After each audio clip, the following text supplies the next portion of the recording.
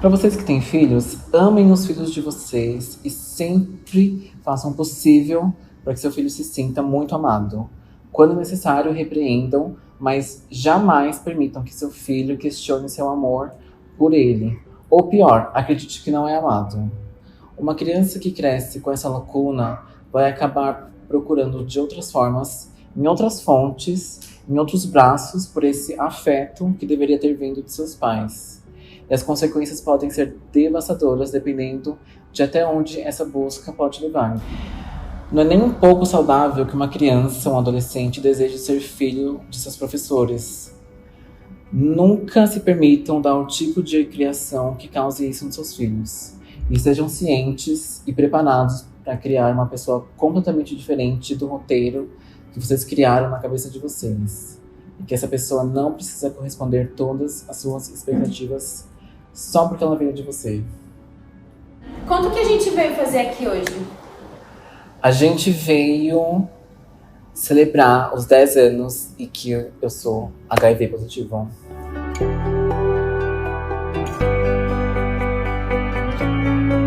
Bom, eu quis celebrar porque, como eu falei, isso faz 10 anos.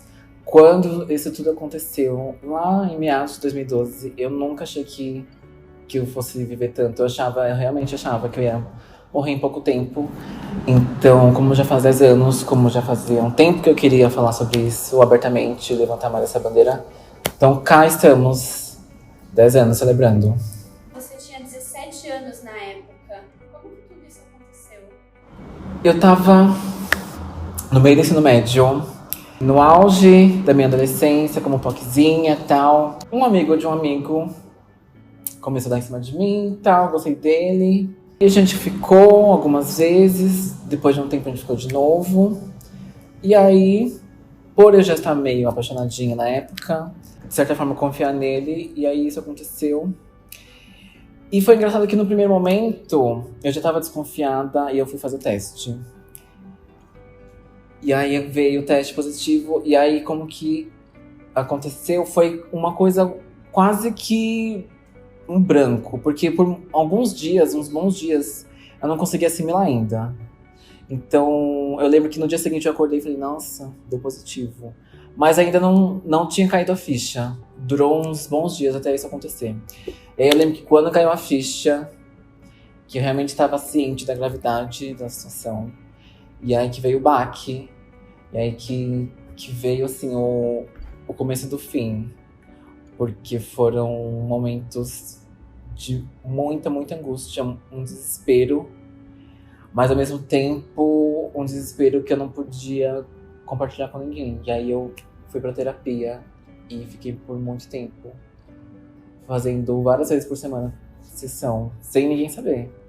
Ninguém sabia.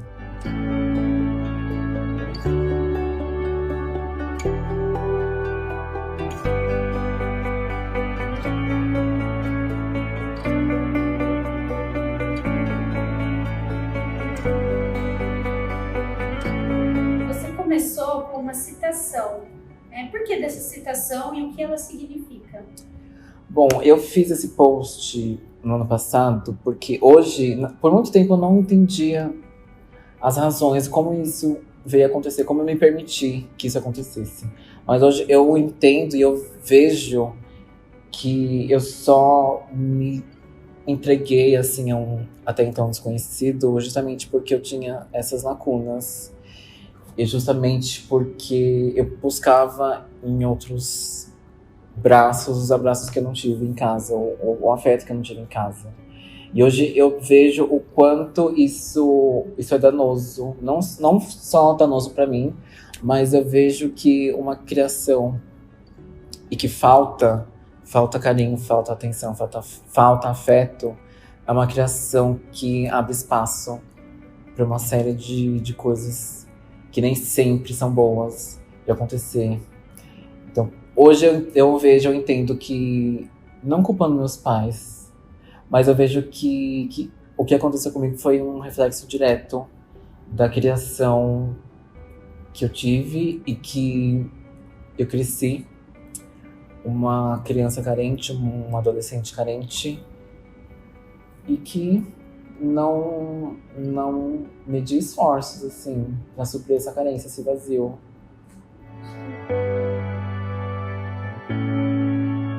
Olha, por muito tempo eu escondi dos meus pais. Muito tempo mesmo. Justamente porque o meu maior medo na época, eu lembro, era que meus pais descobrissem. Eu lembro que eu fazia, assim, uma série de coisas pra esconder. Quando eu tinha que fazer exame, eu tinha que estar 7 horas da manhã do outro lado da cidade pra fazer os exames mensalmente. Então eu tinha que sair de casa, tipo, 5 horas da manhã. Aí eu tinha que mentir, eu tinha que fazer isso, toda uma logística pra esconder dos meus pais. Por quê? Porque eu sabia que eu não ia ter o apoio, eu sabia que eles não iam me entender, eu sabia que eles não iam ficar do meu lado. Eu tinha isso muito em mente, assim, muito claro pra mim, que eu tava sozinha e que se eles descobrissem, eu ia ser julgada, eu ia ser apontada, eu ia ser culpabilizada. Então, por muito tempo, muitos anos, eu escondi. Quando eles descobriram, foi bem por acaso. Eu lembro que... Não tão por acaso, porque foi mais ou menos em 2018. Eu já não tava mais tão cuidadosa, assim, em esconder meus remédios. Eu já tava meio que, entre aspas, pronta pra que eles soubessem. E aí eu lembro que um dia, minha mãe passou o dia fora de casa. E aí ela chegou só de noite. E aí ela me falou que ela encontrou meus remédios. E aí ela foi pesquisar, descobriu o que era. E aí, com o choque daquilo, ela passou o dia inteiro fora de casa, né, pra assimilar. E aí, quando ela chegou em casa, ela falou comigo. Pra minha surpresa, esse primeiro momento foi diferente do que eu imaginava que fosse. Ela me acolheu, ela perguntou se eu estava bem.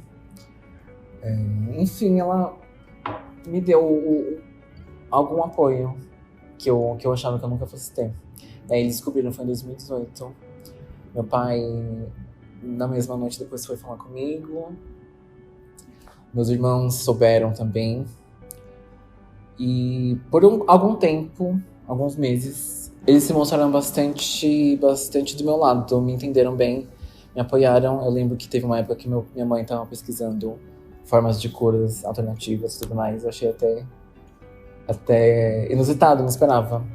Mas depois de um tempo, tudo que eu imaginava, tudo que eu temia que fosse acontecer quando eu era adolescente, aconteceu depois. E aí, por conta disso, houve uma ruptura na relação, principalmente com a minha mãe. Olha, eu posso dizer que moldou completamente minha vida. Eu não gosto de me definir por isso, que eu não sou só meu status, da mesma forma que eu não sou só minha cor ou só minha sexualidade. Mas isso teve impacto direto em todas as esferas da minha vida. Eu lembro que o motivo principal de eu ter mudado de escola... Eu comecei o ensino médio em uma escola e no meio do ensino médio surgiu isso na minha vida. E aí eu precisei começar a terapia. Nisso tava toda acabada de depressão, pensando em morrer ou pensando em matar. Então isso impactou diretamente na minha formação. Eu comecei no ETEC, e aí para não perder o ano novamente, a coordenadora na época me orientou, me aconselhou a mudar de escola.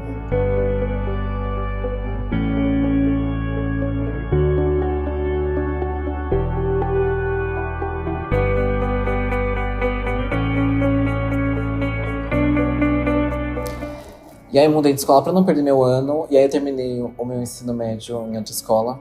O que também foi muito bom, porque isso me ajudou a me fortalecer. Mas me moldou no sentido de que eu tive que me apegar a mim mesma. Eu lembro que ao longo da minha vida, em vários momentos, ao longo desses 10 anos, vários momentos as pessoas falavam assim: nossa, como você é forte, você tem muita força. E nem sabiam sobre isso. E eu ficava, nossa, mas como assim? Eu não me via forte, eu não me sentia forte. Mas hoje eu entendo que eu tive, por instinto de sobrevivência, digamos assim, me fazer de forte. E hoje eu identifico isso, hoje eu enxergo que eu tive que ser muito forte. E me moldou nesse sentido. de eu ter que me fortalecer em mim mesma, acreditar em mim mesma e me priorizar, principalmente, porque por um lado eu queria desistir de tudo, mas por outro lado eu continuei, tô aqui 10 anos depois, então isso me moldou no sentido de eu ser literalmente a minha maior prioridade, meu bem-estar, minha saúde foi muito importante e eu carrego isso comigo até hoje. Eu ser a minha maior prioridade. Como que você chegou nesse momento e o que isso mudou pra você? Olha, no começo eu lembro que eu carregava uma culpa tão grande, uma culpa gigantesca, muito forte, que eu tive que trabalhar muito isso, porque eu tinha um estigma contra mim mesma. Eu lembro que a sensação que eu tinha era literalmente como se eu estivesse suja, imunda, assim, sabe? Então eu tive que trabalhar muito isso. Então por isso que eu não falava abertamente. Hoje eu consigo falar abertamente porque eu entendo que, primeiro, que não é isso que me define, isso não me diminui, isso não me faz melhor nem pior do que ninguém. Então eu consigo falar abertamente porque, como eu falei, isso me moldou, me transformou a minha visão. Não só quanto a isso, mas com uma série de questões diversas. Então, mudou no sentido de que eu mesma assumo o controle, sabe, da minha história, da minha narrativa. Então, eu imaginava que em algum momento isso se tornaria público, digamos assim, mas eu decidi fazer assim, falar abertamente e levantar essa bandeira para ter controle sobre a minha própria narrativa e ter controle de como eu ia fazer isso, por isso que eu escolhi fazer dessa forma. E principalmente quebrar esse estigma que eu mesma carreguei por muito tempo. E agora eu estou usando essa voz que eu tenho para quebrar também de quem estiver me assistindo. Como o Lucas de 2012 te veria agora? Nossa, eu acho que veria. Acho não, tenho certeza que me veria com muito orgulho, porque aquela POCzinha de 2012, nossa, tava tão perdida, tão perdida, tão perdida, tão perdida. Nunca ia imaginar que eu ia estar tão bem, tão saudável, 10 anos depois. Hoje sou uma pessoa livre, independente, autônoma, que era tudo que eu sempre quis. Eu nunca ia imaginar que estaria bem com os pais em relação a isso. Ia ser muito orgulho, muito orgulho. Eu nunca ia imaginar que ia estar namorando hoje, meu namorado sabe. A gente já teve essa conversa há bastante tempo, antes mesmo da gente namorar, bem antes. Ele confia em mim, eu confio nele. Então o Lucas de 10 anos atrás, de 2012, ia estar muito, muito, muito feliz e aliviado. Acho que se ele conseguisse ver naquele momento, ele não teria ficado tão desesperado, porque foram momentos de muito desespero, muita angústia. Mas passou, eu me fortaleci e aprendi e passou. E agora estou aqui, linda e bela. O que você carrega dessa experiência de positivo e negativo? Olha, de negativo, por muito tempo eu senti, além da culpa, eu senti um remorso e um arrependimento. Eu carreguei isso por muito tempo. Mas hoje eu não penso mais assim. Eu já me livrei dessa culpa, já me livrei desse arrependimento. Porque eu vejo que isso fez quem eu sou. Tanto pra bom quanto pra ruim. Mas uma coisa negativa, tem a ver com uma outra pergunta, é que isso atrapalhou completamente os planos que eu tinha de carreira, de estudo e tudo mais. Então, uma coisa que eu carrego até hoje, que eu tô tendo que correr atrás, que eu tive que me restabelecer, me reerguer, muito nova, muito jovem. Eu tava no meio do meu ensino médio. O ensino médio completo foi prejudicado diretamente por causa disso. E até hoje eu sinto um pouquinho isso. Mas, por outro lado, olhando positivamente, eu carrego todo o meu crescimento. Eu vejo que essa situação me obrigou a amadurecer muito cedo, muito rápido. Não foi fácil, mas hoje eu me vejo de uma forma completamente diferente. Eu consigo olhar pra mim e me enxergar meus defeitos, enxergar minhas falhas, mas também enxergar tudo o que eu cresci, tudo que eu passei, tudo que eu superei. Então hoje eu consigo enxergar em mim, enxergar na pessoa que eu sou hoje, que eu tenho forças pra superar o que surgir, sabe? É como se fosse uma fé em mim mesma. Eu não sou uma pessoa religiosa, mas eu tenho muita fé na minha capacidade. Isso é uma coisa que eu carrego, que eu aprendi ao longo desses 10 anos e que eu mergulho muito. Nina, o que você espera desse seu desabafo? Bom, eu quero primeiro convidar vocês a celebrarem comigo, apresentar um pouquinho da minha história, de tudo que aconteceu. E principalmente espero quebrar o estigma de quem não conhece. Eu gosto sempre de lembrar que eu sou a única drag que muitas pessoas conhecem. Então agora eu quero ser alguém também positivo, abertamente positivo, que as pessoas podem procurar, podem recorrer. Tô aqui aberta a isso e incitar um diálogo, né? Achei interessante, justamente pra gente rever esses preconceitos que a gente pensa que não, mas ainda existe muito. E quem sabe, né, seria meu sonho como artista.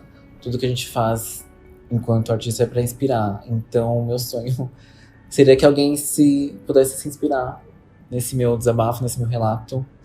E também conscientizar. Importante, gente. Não cometam o mesmo erro que eu. Mas só de celebrar e me abrir assim para as pessoas, para mim já tá ótimo. É isso que eu espero. Conscientizar, celebrar e quebrar os estigmas. Foi. Sabe o que eu queria no finalzinho? Tipo, a gente acabar e aí desfocar super e aí fazer tipo como fala? Créditos. Pode ser? Acho que ia dar um tom legal.